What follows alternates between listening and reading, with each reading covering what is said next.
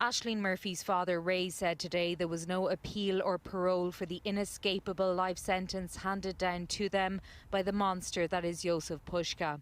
The pain and heartbreak of the Murphy family, almost 4 years after the schoolteacher's brutal murder in Tullamore, was evident today as the family of her killer faced justice.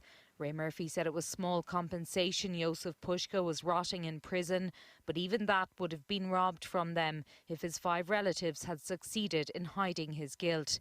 Speaking of the legacy Ashling had left, he asked them what their legacy would be. He said the defendants had come to Ireland for a better life, but built that life on a strong foundation of taking, not giving. Jozef's wife, 36-year-old Lucia Istokova, and his 2 brothers, Marek, who is 36, and Lubomir, who is 37, were all convicted of withholding vital information in their initial dealings with Gardaí days after Ashling had been fatally stabbed.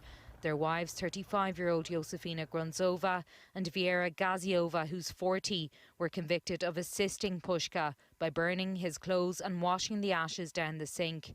They were all living with Jozef Puska and 14 children at Lynally Grove, Muckla in County Offaly at the time. Ms Justice Caroline Biggs detailed at length how she considered each case. She agreed with Ashling's sister, who said what had happened was a closure of ranks. The judge suspended 6 months of each of the women's sentences, taking into account the subservient roles of women in Roma culture. Ms Justice Caroline Biggs jailed Jozef's brothers Marek and Lubomir Puska for 2.5 years and his wife Lucia Istokova for 1 year and 8 months. Viera Gaziova was jailed for 2 years, while Josefina Grunzova was jailed for 1 year and 9 months. To the Murphy family, the judge said she was acutely aware of how powerless the criminal justice system was to do anything to ease their pain and suffering, which she said was unquantifiable and exceptional. Amy Murphy spoke of her anger at the injustice of it all and said the family did not accept any expressions of sympathy or remorse offered by the Puskas.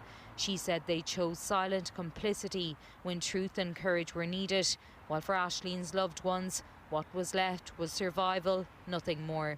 Ray Murphy said a pink plastic fiddle Ashling got off Santa when she was 3 years old would remain in her bedroom, frozen in time and unplayed by the children she would never have. Deborah Naylor, Virgin Media News at the Central Criminal Court.